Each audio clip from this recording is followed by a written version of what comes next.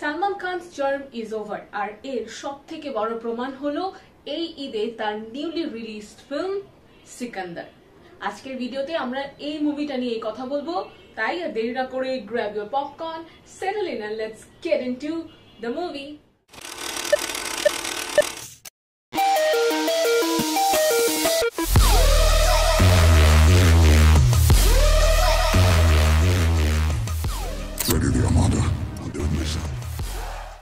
Yes, Salman Khan is back in theaters. 30th March তার নতুন Eid film Sikandar release হয়েছে। এই মুভিটা মূলত একটা সেলফ ক্লেইমড কিং এর উপর বেস করে তৈরি হয়েছে, যে তার গিল্ট কমানোর জন্য র্যান্ডমলি মানুষের হেল্প করতে থাকে। অ্যান্ড সে স্বপ্ন দেখে যে সে সোসাইটি দেন দেশের যত প্রবলেমস আছে সেগুলো সলভ করে ফেলবে, অ্যান্ড সে সবকিছুকে সোসাইটিকে পারফেক্ট করে ফেলবে। নট অনলি দ্যাট, এই গিল্ট কমানোর জন্য সে পুলিশ, মিনিস্টার, গুন্ডাদের সাথেও ফাইট করতে থাকে, বিকজ সে চিন্তা করে যে সে সবকিছু করে ফেলতে পারবে। Like yes, again the mass film, the larger than life হিরোয়ের স্টোরি নিয়েই তৈরি এই সিকান্দার মুভিটা, যেটার লিড রোল অর্থাৎ সিকান্দারের ক্যারেক্টার প্লে করছেন সালমান খান। মুভিটা ডিরেক্ট করেছেন সাউথের renowned director, Ghajini movie direct করেছেন যিনি, AR মুরুগাদুস।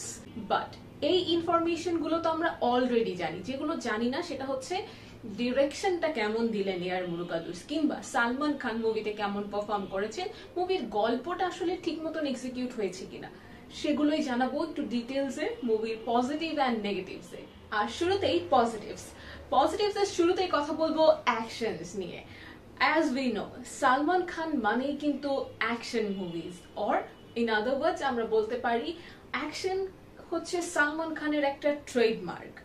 এই মুভিতেও কিন্তু তার ব্যতিক্রম নয়। এই মুভিতেও কিন্তু আমরা সালমান খানকে ভরপুর অ্যাকশন করতে দেখেছি।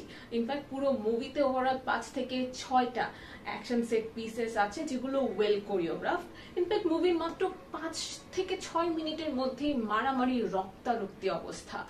অ্যান্ড অনেস্টলি এগুলো দেখতে ভালোই লাগছে। হ্যাঁ, এক পর্যায়ে এমন হয়েছে যে সালমান খান লিটারেলি তার অপোনেন্টস যারা আছে তাদের হাওয়ায় ওড়াচ্ছেন, বাট ইটস ফাইন। লাইক সাউথের মুভি, সাউথের ডিরেক্টর, সাউথের মুভি ঠিক না, we can say it's a mass movie. So mass movie, সাউথের ডিরেক্টর, সব মিলিয়ে একটু ওভারডু কিংবা অ্যাকশনের ক্ষেত্রেও একটু এমন তো আমরা এক্সপেক্ট করতেই পারি। Now let's move on to the negatives. আর নেগেটিভস এর শুরুতেই কথা বলবো মুভির স্টোরি লাইন নিয়ে। ইয়েস, এই মুভির স্টোরি লাইন আমি শুরুতে যেটা বলেছি সেটাই হয়েছে। I know movie teaser release হওয়ার পর থেকে আই ওয়াজ রিয়েলি হোপিং যে এই movie story line and execution যেন ভালো হয়, বিকজ অনেকদিন ধরেই আমরা সালমান খানের এমন কোনো মুভি পাচ্ছিলাম না যেটা স্টোরি লাইন দেখে বা যেটার এক্সিকিউশন দেখে আমরা অনেক হ্যাপি হয়ে যাব অ্যাজ অ্যান অডিয়েন্স। হয় অ্যাকশন শুধু ভালো হয়ে যাচ্ছে কিংবা স্টোরি লাইন ভালো হয়ে যাচ্ছে, ওভারঅল যে প্যাকেজটা সেটা ভালো হচ্ছে না। এই মুভির ক্ষেত্রেও আমার হোপ অনেক হাই ছিল, but I am really disappointed.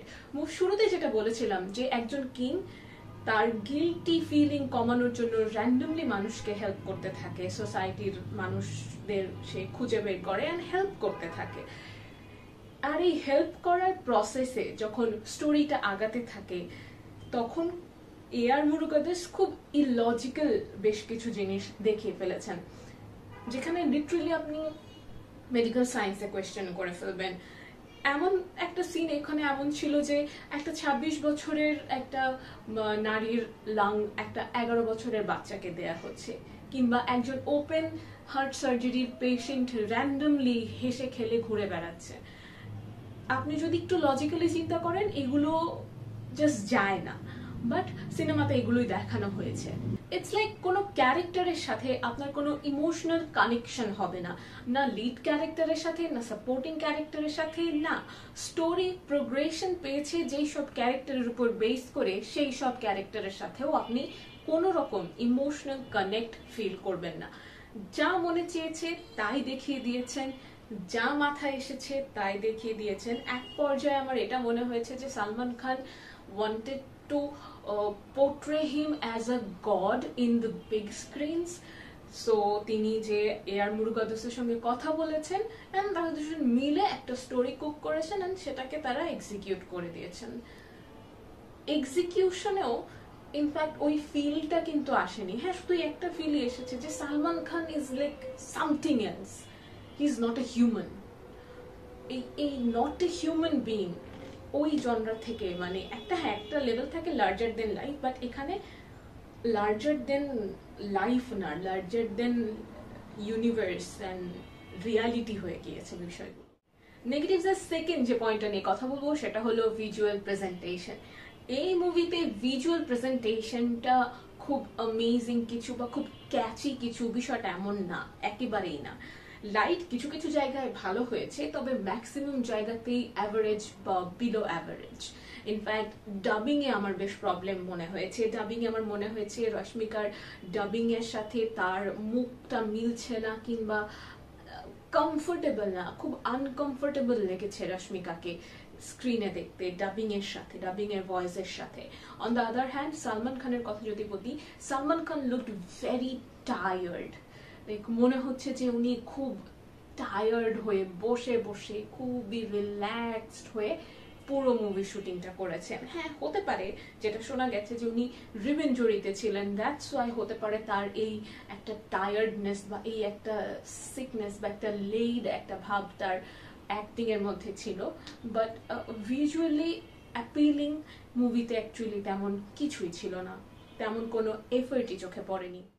Negatives এর পরে যে পয়েন্টটা আসছে সেটা হচ্ছে সিনেমাটোগ্রাফি। এই মুভিতে কি আদৌ কোনো সিনেমাটোগ্রাফি ছিল? লাইক সিনেমাটোগ্রাফি ছিল, তবে সিনেমাটোগ্রাফির যেই ক্যাচি লাইক অ্যাপিলিং কিছু বা খুব ডিফারেন্ট কিছু যেটা দেখে আমার মনে হবে ওয়াও এই ফ্রেমটা ভালো ছিল বা খুব সুন্দর করে এই জায়গাটা ফুটিয়ে তোলা হয়েছে, এমন কিছু কি আদৌ ছিল? আমার চোখে পড়েনি। আপনাদের পড়লে অবশ্যই আমাকে কমেন্ট সেকশনে জানাবেন যে হ্যাঁ ওই সিনটা কিন্তু ছিল, you should watch it again. So আমি ডেফিনেটলি সেটাকে আবার ওয়াচ করব অ্যান্ড আমি সেটাকে আবার কনসিডারও করব। বাট আদারওয়াইজ আমার কাছে সিনেমাটোগ্রাফিতে আদারওয়াইজ বা খুব ক্যাচি কিছুই আমার চোখে পড়েনি, একেবারে বেসিক একটা সিনেমাটোগ্রাফি ছিল। নেক্সট পয়েন্ট হচ্ছে অ্যাক্টিং। ইয়েস, নেগেটিভস এ আসছে acting, like Salman Khan and Rashmika Mandanna, তাদের নেগেটিভ পয়েন্টস আমি অ্যাক্টিং বলছি। ইয়েস, কারণ I think Salman Khan should accept it by now যে দুনিয়ার সব রোল তার জন্য না বা সব রোলে তাকে মানাবে না, সো তার সব রোল করা উচিত না, তার খুব বেছে বেছে রোল করা উচিত। কারণ এই যে সব রোলেই তাকে মানাচ্ছে, সব কিছু সে যাই করবে স্ক্রিনে সে দাঁড়ালেই সেই মুভি হিট হয়ে যাবে, এই ধারণা থেকে তাকে বের হয়ে আসতেই হবে। কারণ যতদিন তার মধ্যে এই ধারণা থাকবে ততদিন আমরা তার মধ্যে কোনো ইমপ্রুভমেন্ট দেখতে পারবো না। বলছি না তিনি অ্যাক্টিং করতে পারেন না, তিনি অবশ্যই অ্যাক্টিং করতে পারেন, that is better than Ajay Devgn, but still তার একটা চার্ম, তার একটা ক্যারিজম্যাটিক পার্সোনালিটির অভাব আমি এই সিনেমায় তার অ্যাক্টিং এ পেয়েছি।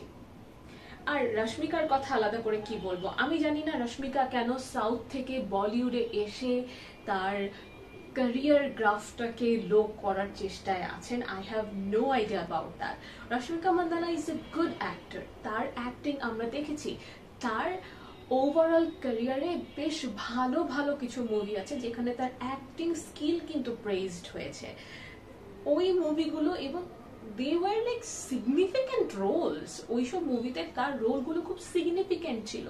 কিন্তু আমরা যদি বলিউডে তার লাস্ট কয়েকটা মুভি দেখে থাকি, সেখানে তার ক্যারেক্টারগুলো জাস্ট ছিল মুভিতে থাকার জন্য থাকা।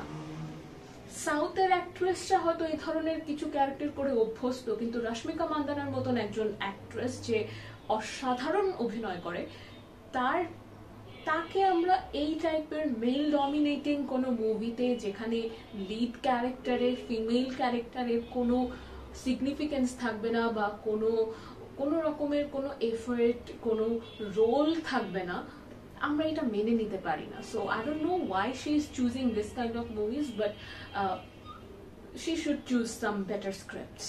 এছাড়া সাপোর্টিং অ্যাক্টর হিসেবে শর্মন জোশীকে অনেকদিন পর স্ক্রিনে দেখতে পেলাম আমরা, and he did a good job. তার অ্যাক্টিং ভালো ছিল, কিন্তু ওই যে লিড ক্যারেক্টারের থেকে বড় কেউ হতে পারবে না, লিড ক্যারেক্টারটাই সবাইকে ওভারশ্যাডো করে দেবে, ওই যে একটা চেষ্টা ছিল ডিরেক্টরের, সেটাই হয়েছে এখানে। সেম থিং, স্যার শর্মন জোশী ছিলেন একটা ক্যারেক্টার, একটা সাপোর্টিং ক্যারেক্টারে, কিন্তু আমরা এমন অনেক মুভি দেখেছি যার সাপোর্টিং ক্যারেক্টারটার কারণেই লিড ক্যারেক্টারটা অ্যাকচুয়ালি অনেক বেশি কি বলবো ফ্লারিশ হয়েছে স্ক্রিনে।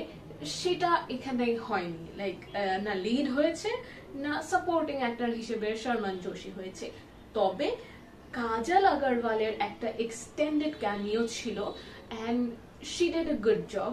তার অ্যাক্টিং স্কিল ভালো, যতক্ষণ তিনি স্ক্রিনে ছিলেন she did really good, and she is really pleasant to watch. তার স্ক্রিন টাইম খুব অল্প হলেও খুব প্লেজেন্ট ছিল যতটুকু সময় তিনি স্ক্রিনে ছিলেন। ওকে, the last negative point of this movie is songs and BGM.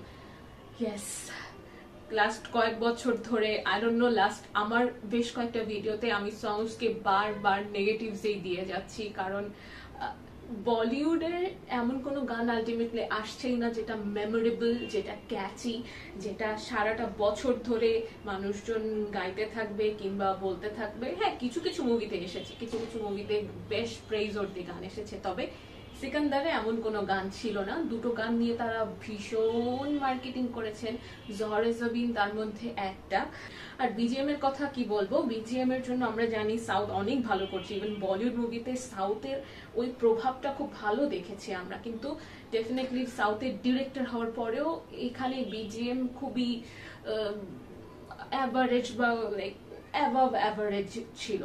কিছু কিছু ক্ষেত্রে একটা র্যাপ, মেইনলি ফাইট সিনস এর ক্ষেত্রে একটা র্যাপ বারবার আসছিল, যেখানে দু একটা লাইন এমন ছিল যে বাদশা নেহি মে সিকান্দার হু, এরকম কিছু। আই ডোন্ট নো কেন বাদশাকে আনতে হবে এখানে টু কম্প্যারিজন, বাট এটাই ছিল আর কি। মেমোরেবল কোনো মিউজিক, মেমোরেবল কোনো টিউন এখানে ছিল না। So that was the review of Sikandar, everyone. সবশেষে এটাই বলবো, সালমান খানের অডিয়েন্স যারা আছেন, যাদের এই মুভিটা নিয়ে অনেক হোপ ছিল, আই নো তারাও আমার মতন হতাশ হবেন মুভিটা দেখে। অ্যাটলিস্ট আমরা জানি যে এই সময়ে এই এরাতে এসে আমরা সালমান খানের কাছ থেকে এমন কোনো কন্টেন্ট এক্সপেক্ট করি না।